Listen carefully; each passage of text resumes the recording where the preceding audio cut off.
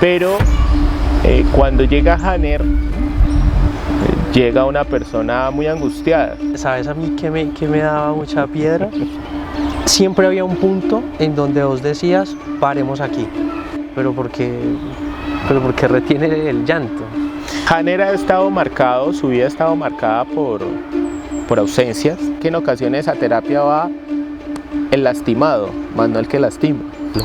Le he agradecido mucho el que pudiéramos haber abordado el tema de la fotografía y el video.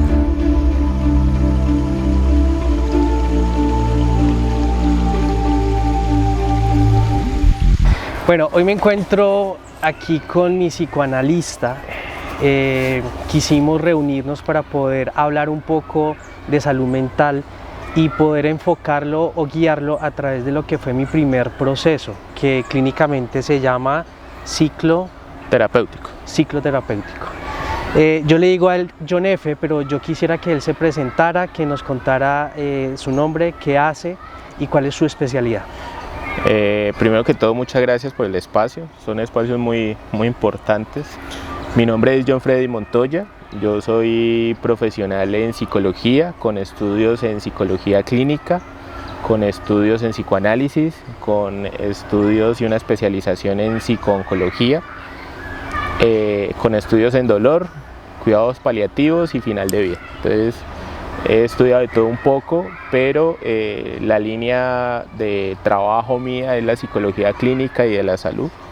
Y allí, en la misma psicología clínica, hay un espacio que es el psicoanálisis, que es un enfoque de la psicología, que es la columna vertebral de la psicología, porque del psicoanálisis parte a hacer algo que se llama la asociación libre, y esa misma asociación libre es la que permite que una persona desde su discurso se conozca, se comprenda, se identifique, y esa misma identificación pues le permita generar encuentros de diferentes malestares que se pudieron haber vivido dentro de su ciclo de vida, y que le permita también conocerse para poder generar unos cambios. Esos cambios llevan a que la persona tenga unos componentes de su calidad de vida psíquica e intrapsíquicamente para poder generar un bienestar. Bueno, yo voy a contar mi historia de cómo fue mi inicio. Yo venía de un abandono de pareja, venía una relación amorosa y estaba muy mal en ese momento, no conocía nada de este mundo ni de la psicología.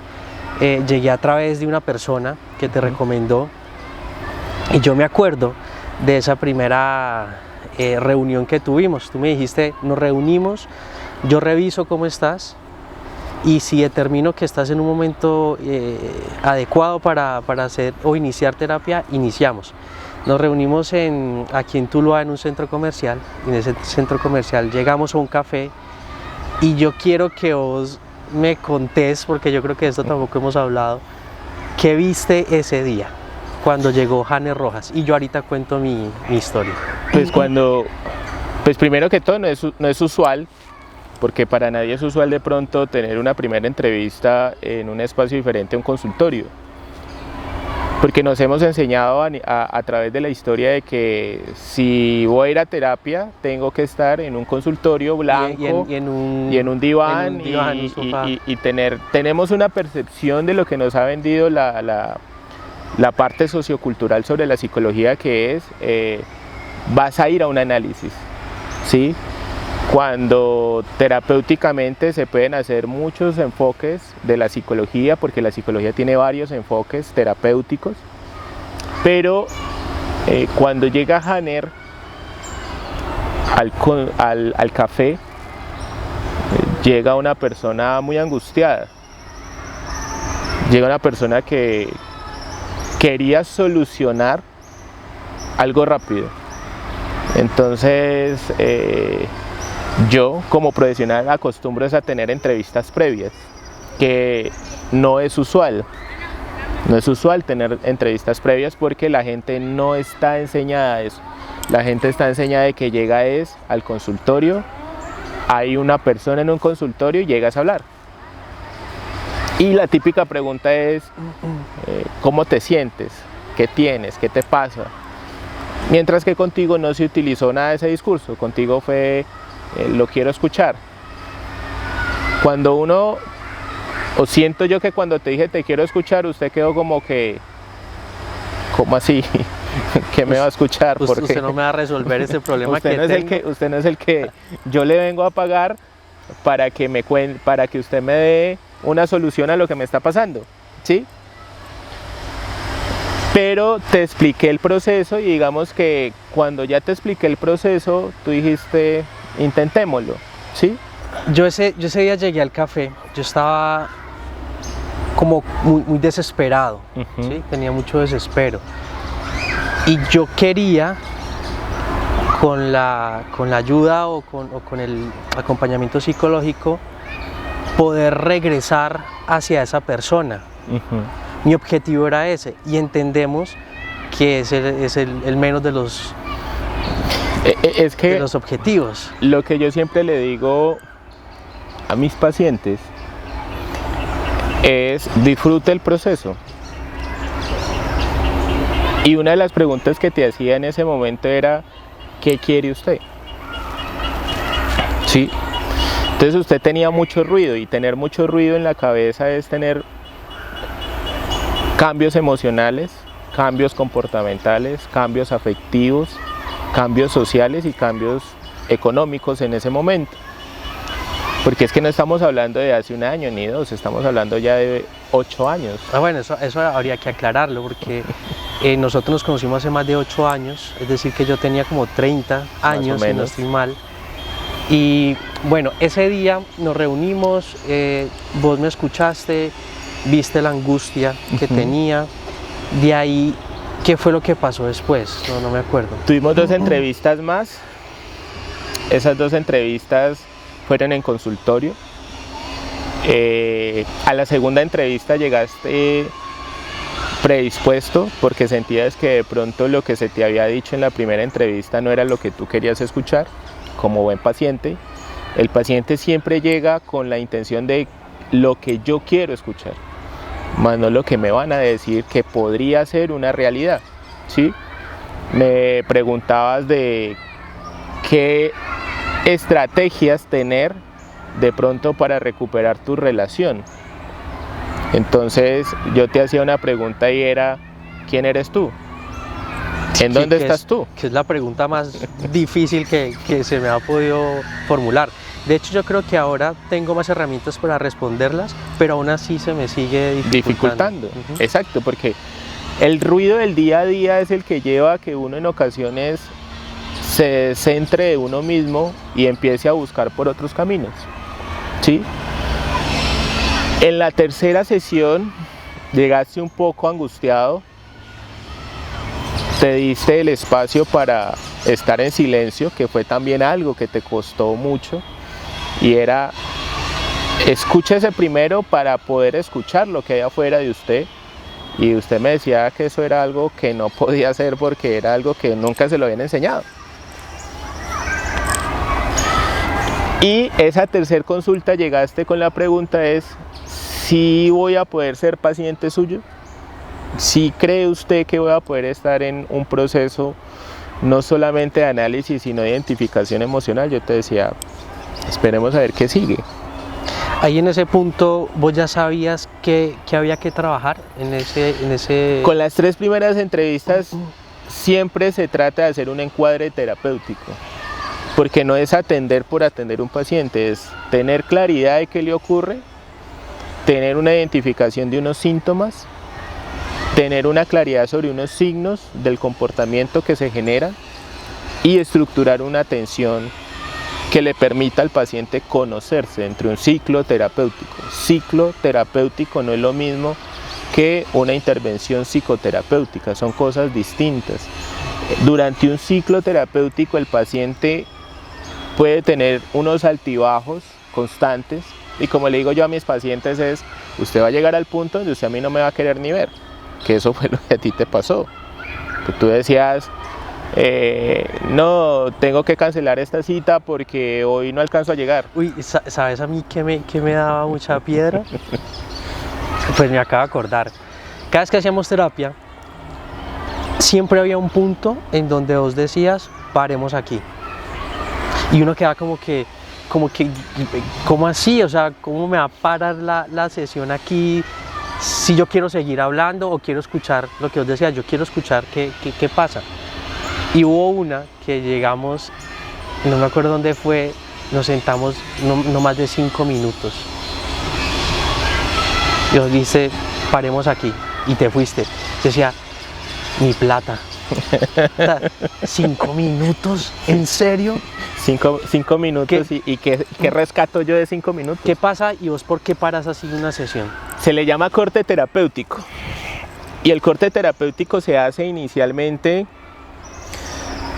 cuando el discurso del paciente nos da el síntoma. ¿Sí? Entonces, la gente piensa mucho eso. Es que vemos la psicología como una inversión, más no como una necesidad. ¿Sí? Entonces, cuando hablamos de psicología clínica y de la salud, la gente dice, no, yo con tantas sesiones, no sé cómo hay gente que dice, no, con 10 sesiones. Y venga, ¿y cómo sabe usted que en 10 sesiones un paciente va a mejorar? O no, con 2 años de terapia, pero venga, ¿y por qué tanto tiempo? Entonces, es de acuerdo a cada paciente. Pero cuando se te hacían los cortes terapéuticos o se te cortaban las sesiones en ciertos componentes del discurso, lo que se busca es de que el paciente pueda generar una introspección de lo mismo que habló. Entonces usted decir, ¿qué dije?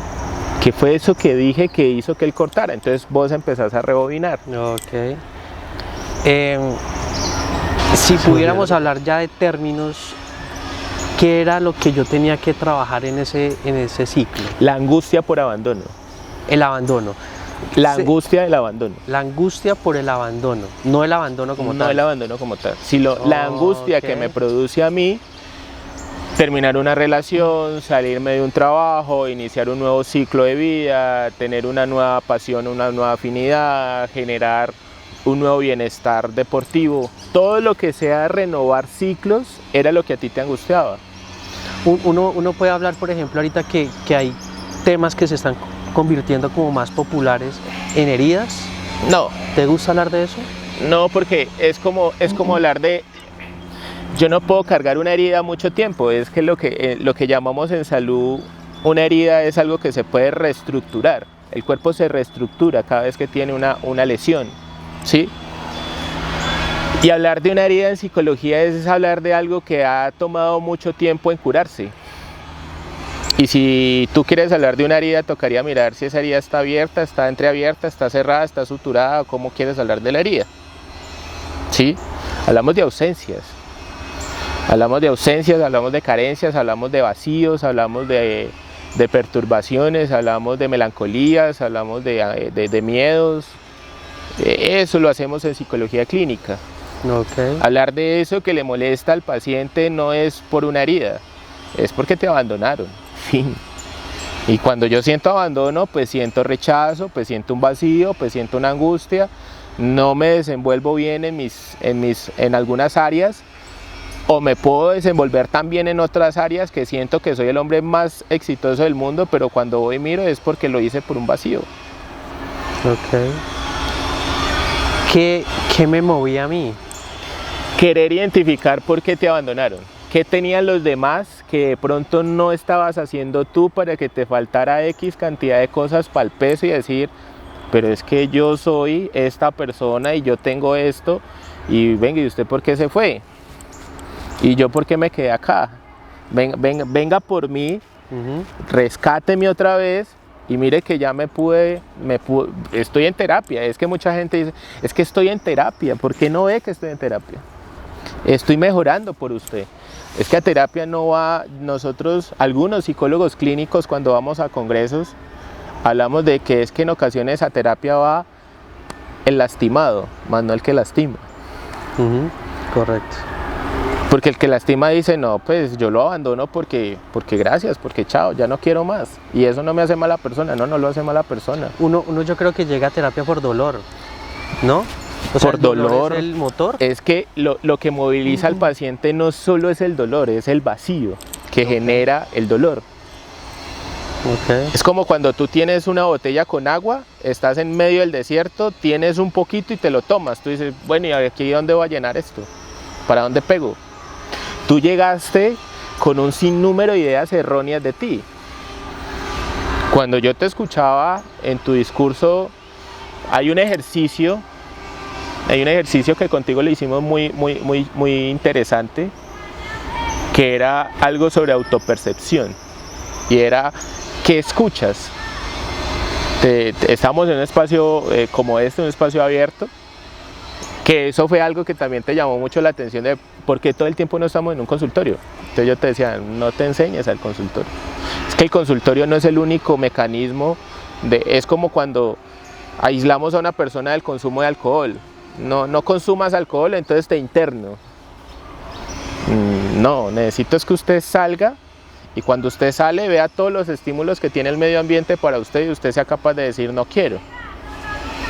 Y ese no quiero pues te tiene que servir para tú no tomar conciencia, sino para ser consciente ese deseo de decir, pues ya me dejaron, o ya esto se terminó, ¿y para dónde vamos? Y hay una resistencia. Voy a nombrar varios episodios que me marcaron mucho y los analizamos a través de la psicología. Uno de esos es que hicimos una sesión en el cementerio. Ok, sí. Y bueno, ahí pasaron dos cosas. Una, vos me decías, escoge cualquier, ¿cómo se llama? Lápida. Y yo escogía siempre la que tenía más flores, la más bonita. No sé si es por mi tema visual o qué, pero entonces vos me decías, ¿por qué escoges siempre la que está mejor? O sea, ¿por qué no escoges una diferente? Y había un hueco que futuramente se iba a llenar seguramente. Y vos me decías, entierre a esa persona que le causó esto, o que hace parte de ese proceso. Y yo le dije que no podía, ¿te acordás? Y empecé a llorar y empecé como que, y yo no podía, y yo creo que en ese momento no pude hacer ese ejercicio de soltarla. ¿Qué pasó ahí en esas dos situaciones? La primera, siempre quisiste tener el poder de poder resaltar lo visualmente llamativo. Sí, entonces escogías las flores estaban más recientes, estaban más frescas, donde se veía de que había como una intención de cuidar el lugar. Tú eres de cuidar. Entonces, Hanner es una persona de movilizarse por medio del cuidado. Yo te estoy cuidando. Entonces, como yo te cuido, ¿yo qué estoy esperando de ti? Que me cuides. Una negociación. Entonces tú negociabas, la palabra es exacta, esa es la palabra, negociar. Yo siempre voy a querer negociar, y yo te decía, hay gente que no te va a negociar absolutamente nada. Que a ti te molestaba eso, cuando yo te decía, no negocié tanto, ¿para qué negociar? Y yo creo que es una práctica que he usado mucho, y es que doy mucho. Ajá. Y espero que eso se devuelva. Exacto. Espero que eso, y cuando no vuelve, empieza el lío. ¿Y qué fue lo que pasó? ¿Por qué no? Si yo estoy esperando. Eso en ese momento. En el segundo momento, tú reflexionaste en algo y fue, yo no me permito llorar. Pero lloraste desconsolado de una forma que tú me decías, luego me lo dijiste, no en esa misma sesión, sino luego me lo dijiste, creo ya cuando estabas más sereno, y me dijiste, no sé usted qué hizo, o cómo lo hizo, o qué fue lo que yo proyecté, que lloré algo que hace mucho tiempo quería llorar. Tanto así que me dijiste, uy, qué pena contigo, que yo, no, eso eres tú, eres una persona humana. Me acordé de otro suceso, y creo que fue aquí, en la sequía que hay aquí. Vos me hiciste cerrar los ojos y empezaste a hablarme como si fueras mi padre. ¿Te acuerdas de ese momento? Y entonces vos empezaste a hablarme, a decirme, estoy muy orgulloso de ti por todo lo que has hecho, y eso fue directo al corazón. Sí. Y lo que pasó fue que empecé a retener esa emoción, a retener el llanto, que me acuerdo que cuando abrí los ojos, las lágrimas no habían salido del todo y se soltaron. Que te desbordaste. pero ¿por qué retiene el llanto? Hanner ha estado marcado, su vida ha estado marcada por ausencias, y esas mismas ausencias han hecho de que genere un diferente malestar dentro de su ciclo de vida, que lo hace muy humano, porque digamos que la persona que eres hoy por hoy es por tus ciclos terapéuticos, pero ese primer momento tú llegaste con un sinnúmero de preguntas que la terapia las fue dando poquito a poco. Ese ejercicio en la que el río corre y tú haces una introspección por escuchar la voz de la figura paterna, es porque tú te preguntabas ¿por qué se fue? ¿Qué pasó con usted y por qué nadie me da razón? Porque yo como persona no tuve un padre que me dijera este es el camino, y yo te decía es lo que te tocó, pero has caminado muy bien. No, pero eso no es lo que yo quería sentirme apoyado, pero tienes otras figuras que te han apoyado. Entonces, tu vacío por un dolor te llevó siempre a decir no es suficiente. Esto que tengo no es suficiente, quiero algo más para que esa persona que se fue vuelva y me lo reconozca. Reconocimiento. Entonces, se hizo un ejercicio contigo muy interesante y vale la pena recalcar y resaltar que antes de esa persona que te recomendó, tú eras mi primer paciente hombre, masculino. Y yo decía, hay que mirar la resistencia, porque en psicología se habla de resistencias terapéuticas, y la resistencia terapéutica es lo que hace que el paciente abandone su tratamiento. O sea que en ese momento veías que de pronto podía ser podría aparecer una resistencia. Es decir, que hubiera terminado el ciclo. El ciclo. O antes lo hubiera de abandonado. tiempo. Exacto, hubieras abandonado. Porque dentro de tu estructura está abandonar. Entonces, me voy. Esto no es conmigo, miren ustedes cómo se las arreglan. Este no es el modelo terapéutico que yo quería, porque eso es algo que también tú aprendiste ya a identificar, y es ¿qué modelo terapéutico quiero? Y ese tema es muy interesante porque no todas las personas que lleguen a terapia llegan a la persona adecuada, y eso no quiere decir que la persona no tenga ni la capacidad, ni las estrategias, ni el conocimiento. Simplemente ¿no? uno encaja con un tipo de personalidad terapéutica, de encuadre terapéutico, de enfoque terapéutico. No todas las personas son para análisis, o no todas las personas son para modificación de conducta, o no todas las personas son para cambios conductuales o comportamentales, ¿sí? O no todas las personas son para ciclos terapéuticos sistémicos, ¿sí? Ni para aplicación de parámetros de conducta. Y no hay una forma para que una persona sepa qué tipo que en el mercado, el siglo XXI nos ha mostrado un mercado de lo fácil, de lo rápido. Hasta en las terapias psicológicas se ve eso. Y yo siempre voy a decir que por ahí no es el camino. Es decir, que uno le tocaría entonces probar. O sea, es decir, este psicólogo me funcionó, este no, hasta que uno se enganche. Pero no, porque eso sería dar un recurso económico, porque la psicología no es económica. Eso es algo que tú lo conoces muy bien, no es económico. Es un lujo. Es un lujo. En un país tan desbordado es un lujo. Es un lujo y una necesidad. Eso es como son unos opuestos ahí. Exacto, pero claro. Digamos de que no es el deber ser, porque hoy en día el marketing te dice el voz a voz no te va a llevar a ningún lado, y entonces el psicólogo que tiene un certificado en su Instagram, para muchos es porque está certificado, entonces lo que dice es real, lo que no, venga, eso no es de ahí. Entonces uno ¿cómo sería como algo bien hecho? Algo bien hecho es en ocasiones decir, ok, Escuché a Hanner desde su discurso, vení, me generaste la inquietud o la curiosidad, quisiera ir. Pero también está en el terapeuta o en el psicólogo decir, no, tú no vas con mi modelo terapéutico porque vas a generar resistencia, porque vas a generar abandono del tratamiento, sino que en ocasiones la gente ni siquiera sabe si el psicólogo es especialista, si el psicólogo es de qué enfoque, porque eso no se dice. Ya porque desde que tú llegaste a consulta yo te digo, yo trabajo estas áreas, yo trabajo este componente, yo no te voy a hablar de constelaciones familiares, yo no te voy a hacer regresiones, yo no te voy a hablar de hipnosis, tú no te vas a acostar en un diván, no. Vamos a trabajar sobre unos síntomas. ¿Qué es lo que moviliza al paciente? Un síntoma. ¿Y el síntoma cuál puede ser? Me separé.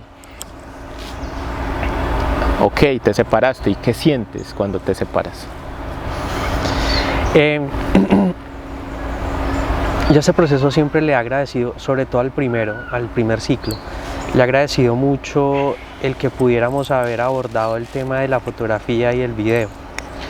Porque lo hablábamos y no sé si eso lo llevaba muy dentro, pero yo siempre tenía esa curiosidad, esa imagen o esa curiosidad de las cámaras, las fotografías, y alguna vez lo hablamos y vos me decías como que, ¿y por qué no lo explora? Entonces aquí a la primera pregunta, ¿uno por qué se resiste, se niega o no se enfoca en esos llamados internos? ¿Qué pasa ahí? Que nos enseñaron a no ser felices. Contigo hice una aplicación de un proceso que se llama la teoría del espejo. No sé si te acuerdas. No me acuerdo, recordame. Que estabas enfrente de un espejo, que tú te proyectabas y yo te decía, ¿cómo lo ves? ¿De qué manera lo ves? ¿Por qué crees que no lo haría? ¿Qué crees tú que hay en ese cuerpo que no te permite movilizarte? Y algo que tú decías era miedo. Tengo miedo porque estoy en una zona de comodidad. Entonces, ¿qué nos lleva a resistirnos? La zona de comodidad. Tú decías, es que tengo una comodidad salarial, tengo una comodidad de poder seguir avanzando, tengo una comodidad de estar haciendo esto, gano muy bien, ¿por qué me tendría que ir? Entonces yo le decía, no, es que no necesita irse, pruébelo. Y es que además me parecía hasta muy costoso comprarme una cámara. Porque, perdón que te interrumpa, porque no te sabías ni siquiera priorizar, es que tú no te priorizabas. Okay. Entonces, cuando yo te decía, listo, ¿y por qué no lo intentas? Pues usted decía, ¿y de dónde va a sacar para una cámara y cómo lo voy a hacer? ¿Eso qué son, excusas? Eso es sabotaje. Eso se llama autosabotaje constante.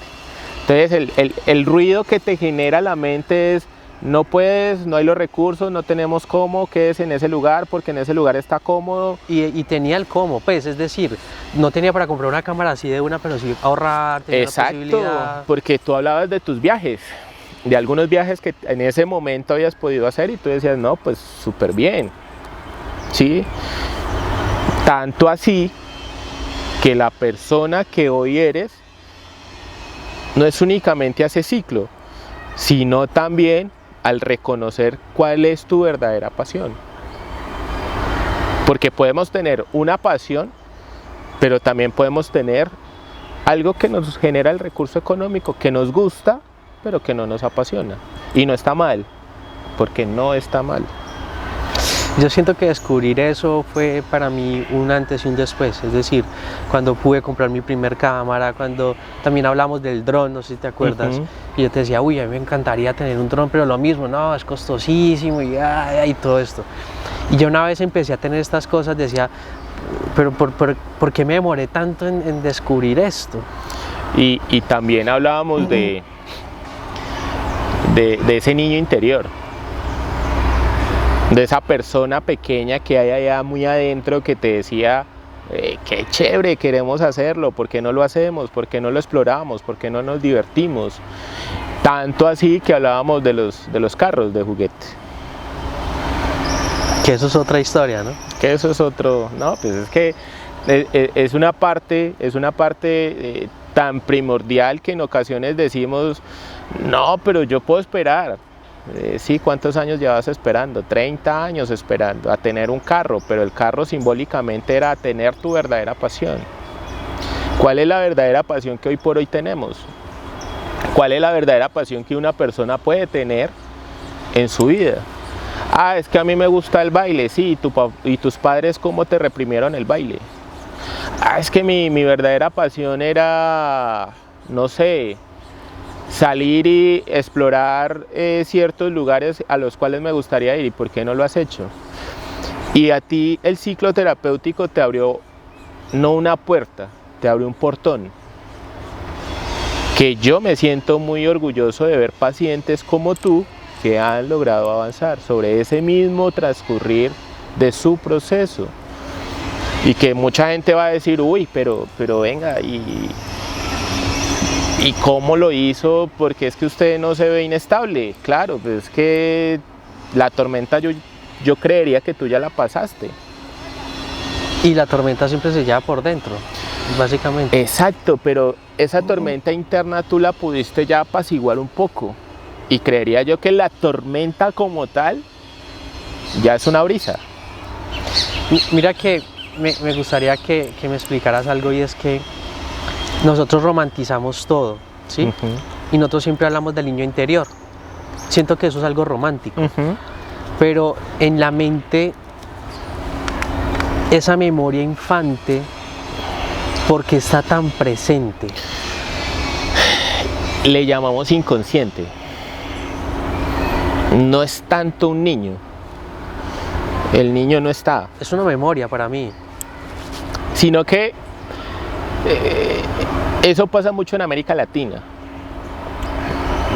Vuelve a tu dinámica familiar primaria, vuelve a los lugares donde fuiste feliz, vuelve a recorrer esos caminos que a ti te gustaban, y cuando vas y recorres el mismo camino dices, pero a mí cómo me pudo gustar esto si esto no era lo que yo quería hacer en ese momento. Si tú le dices a una persona, camina en línea recta y sé feliz, la persona te va a decir, no soy capaz. ¿Qué era lo que a ti te pasaba? Tú decías, pero ¿cómo a caminar en línea recta? O sea, no lo puedo hacer. Sí puedes. Incapacidad. Sí puedes, sino que lo que tú no tuviste te generó tanto miedo que tú decías, ¿y cómo lo voy a hacer? O sea, ¿de qué manera lo hago? Y cuando te mostré la primera forma y era, escúchese, ¿por qué no se escucha? ¿Por qué hace tanto ruido? Porque hacías demasiado ruido con preguntas que eran muy necesarias, pero que a la final llegabas a tu casa y decías, no sé, no, pero por acá, ¿por qué va a ser? Y llegabas a la siguiente sesión y decías, pero mira que me puse a analizar y no es por ahí. ¿Y cómo lo analizaste? Y te saboteabas y llegaste a un punto de saboteo máximo, donde yo llegaba a un punto de decir, es un paciente que su mismo síntoma lo engaña. ¿Y cuál es el síntoma? La ausencia. Tuviste muchas ausencias de infancia, que eso llevó a que tu inconsciente siempre tuviera el recuerdo de, pero es que abuela me cuidó de esta forma, y fue que tía me cuidó de esta forma, y fue que mamá hizo esto, y fue que papá hizo esto, y fue que ahorita que yo estoy en este punto, quiero es que me quieran, hermano. Deme la fórmula para que me quieran, no para que se vayan. No hay fórmula para que te quieran. No hay fórmula, no es tan fácil.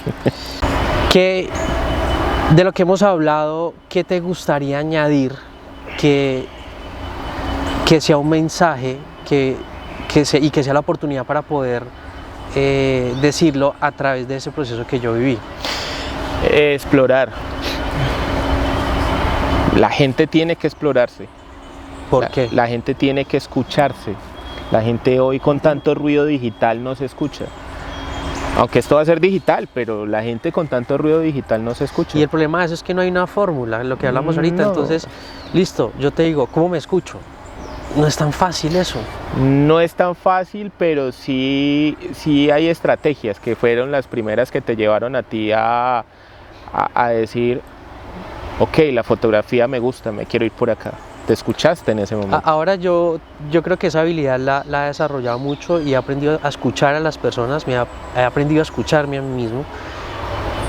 Y me acuerdo una vez que estábamos en sesión y vos me preguntabas algo y yo no te respondía lo que me preguntabas. Y eso es muy común, o sea, de hecho cuando ya hablo con personas siempre tengo eso como ya en la mente, y si uno le pregunta de qué color es su pantalón, esas personas tratan de decir un montón de cosas y nunca responder es azul, sino que siempre hay como una defensa, siempre hay una justificación. Sí, porque es que Colombia, a nivel general y a nivel global, es un país de mucho ruido. Desde tu infancia te hacen mucho ruido. Y la gente siempre quiere defender una idea a capa y espada si no tengan ni fundamento. Y el común denominador es que yo soy así. No, tú no eres así, tú te creaste así. Hubieron circunstancias que te llevaron a ti a ser así, pero tú no naciste así. Es que algo que a ti también te llamó mucho la atención es que yo en ese tiempo te decía, tranquilo, yo también voy a terapia. Porque tú me hiciste la pregunta, bueno, ¿y usted cuando se carga de todo lo que escucha, cómo hace? Sí. Pues yo tengo que tener un terapeuta al lado, hermano. Que eso es algo que yo también le digo a mucha gente cuando van a consulta externa, y es, pregúntele en la primera consulta, si sea de un psicólogo de la EPS, ¿usted va a terapia? ¿O usted ha hecho ciclos terapéuticos? Porque si no, usted conmigo no va. Y es válido generar esa barrera. Y es válido porque si no, yo te hubiese podido orientar por otro lado y no estaríamos acá. Porque te hubieras ido para otro lado, para otra parte, y tú decir, uy, no, pero es que este man me metió por el lado que no era. Y aparecer otro psicólogo y decirte, ven, pero por ahí no era. ¿Por qué te fuiste por allá si por allá no era? Vámonos a esa última sesión. La primera sesión fue en un café. Ajá. La última sesión fue también en un café. Y tuvimos una sesión, y en esa sesión yo te contaba que había dicho no.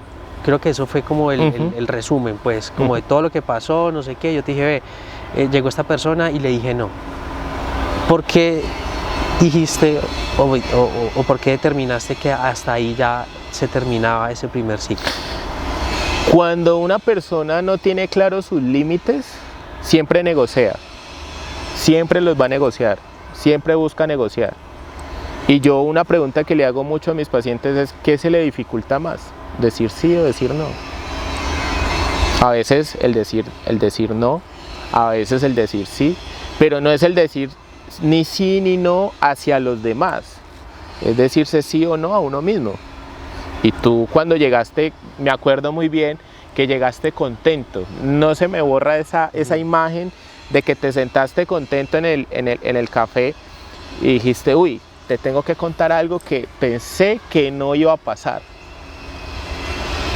Y yo, ¿y qué le pasó? Ya pude decir no. Has comprendido todo, puedes caminar tranquilo un buen tiempo hasta que aparezca otro bache. Que eso es también importante, que uno piensa que de pronto, o yo creo que eso pensaba antes, que uno llegaba a psicología, salía y ya quedaba listo para toda la vida. No. Y la psicología es un proceso que se debe hacer durante el resto de lo que te queda. Sí, porque digamos que en algunos puntos los ciclos terapéuticos no son eternos. Y tú que ya llevas varios ciclos terapéuticos, los has podido identificar, ¿sí? Ese primer ciclo te abrió, lo que te decía, un gran portón, que las personas que te siguen en tus redes sociales o las personas que te conocen como ser, notan una transición, creería yo, pues porque he podido como tener diferentes personas de tu entorno que hablan de que lo que era, lo que hay, es abismal el cambio. Y cuando hablamos de que una persona por medio de la psicología clínica, pudo generar unos cambios en sus componentes emocionales, afectivos, comportamentales y conductuales, ya le da una visión distinta del panorama en el cual se está moviendo, que eso es lo que también hiciste tú. Tú perdonaste una ausencia, tú soltaste un vacío, tú te perdonaste a ti mismo, te atreviste a conocerte y a explorarte. Y avanzaste, que es lo que hay hoy. O sea, quien no te conoce y solamente ve lo que tú haces audiovisualmente, dice, no, pues esto es un crack. Y eres una persona muy estructurada ya a nivel psicológico. ¿Sí? Que hoy por hoy eres un excelente paciente. Y que ya identificas cuando necesitas volver. Y ya sabes de que, ok, necesito ir a consulta porque necesito sentir esto y poder ordenar. Y cuando ordenas no te quedas en un ciclo mayor a 2 meses. Y creo que en el segundo ciclo, que yo creo que si nos va bien con esto, podemos hablar del segundo ciclo, ya no llegó tan desesperado, ¿no? Ni tan angustiado, ni tan perturbado, ni esperando la aprobación de quiero que vuelvan por mí. Yo quisiera resaltar que este proceso para mí sí fue fundamental y que le agradezco muchísimo el poder haberme permitido este espacio, el poder haber encontrado una persona que también me hiciera ver, me hiciera escuchar, porque yo creo que también eso es la psicología, ¿no? Sí, que tú tengas la capacidad de poder ver esas cosas que no has visto o que te has negado por mucho tiempo a hacer.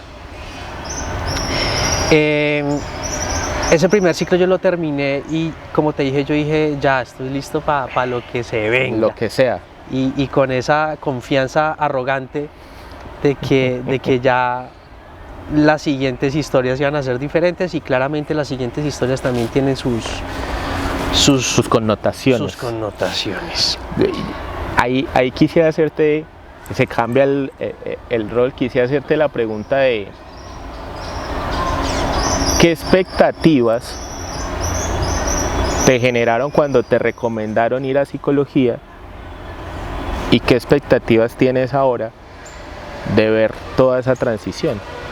O sea, cuando alguien te dice, no, ve con tal persona a ver cómo te va, ¿qué expectativa de pronto te hiciste que llegaste como en blanco? Porque todos los pacientes en ocasiones no llegan en blanco, pero sí llegan como con una expectativa, y ahora que te ves y miras hacia atrás y dices, ok, la expectativa sí fue lo que esperaba o no fue lo que esperaba o cómo lo viste. La expectativa de un inicio siempre fue arrégleme esto usted que es el que sabe.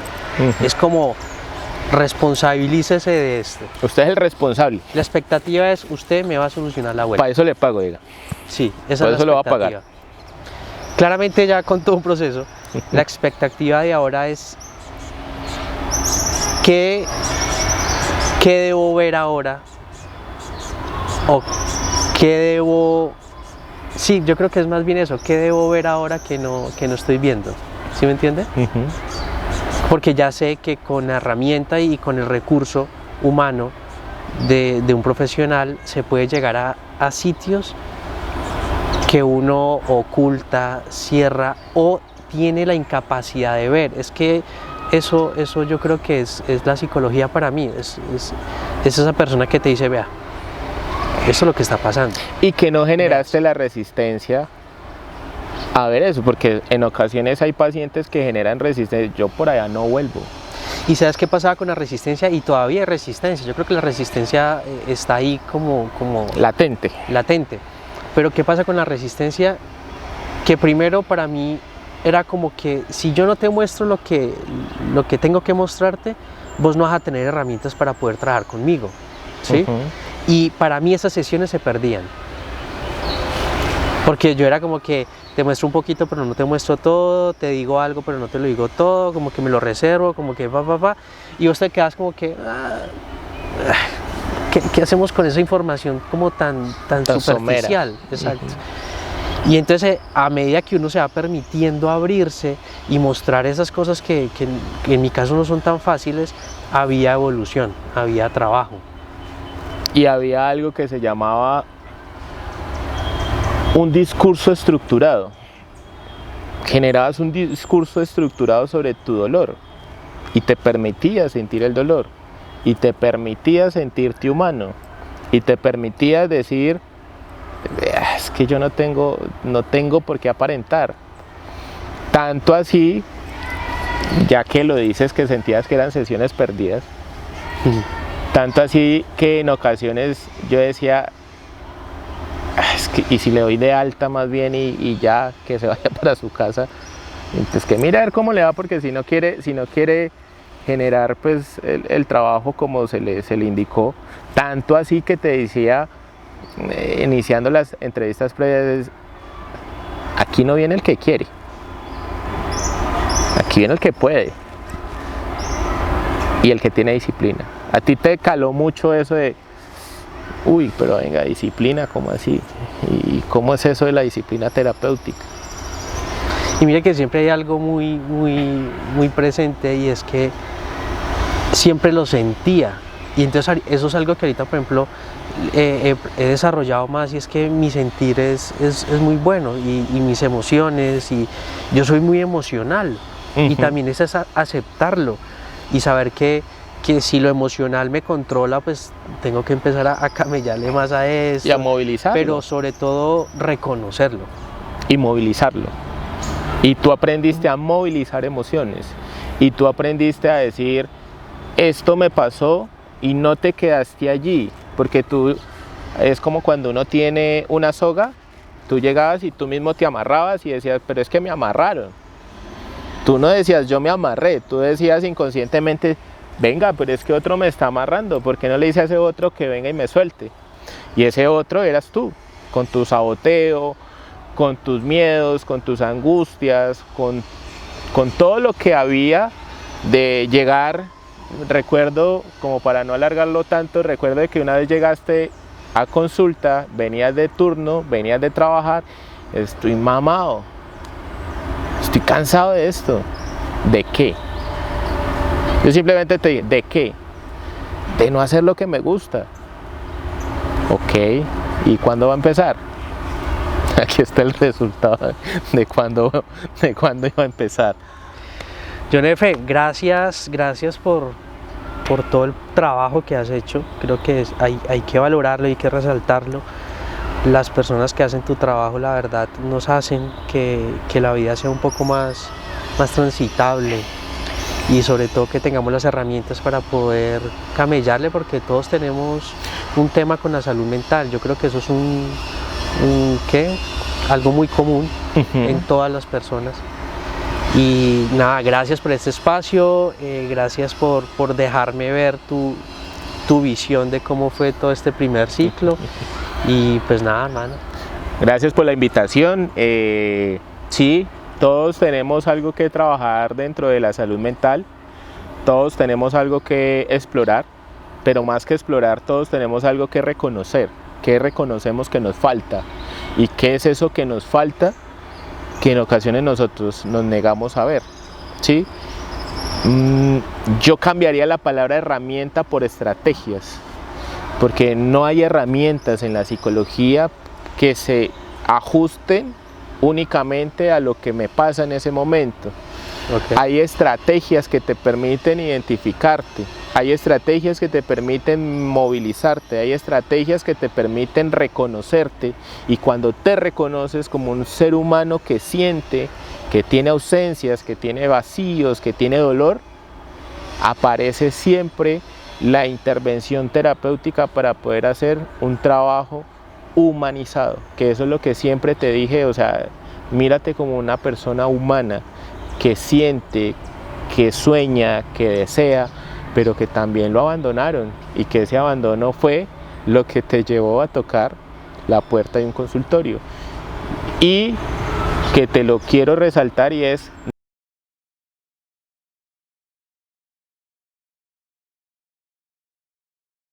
del proceso terapéutico.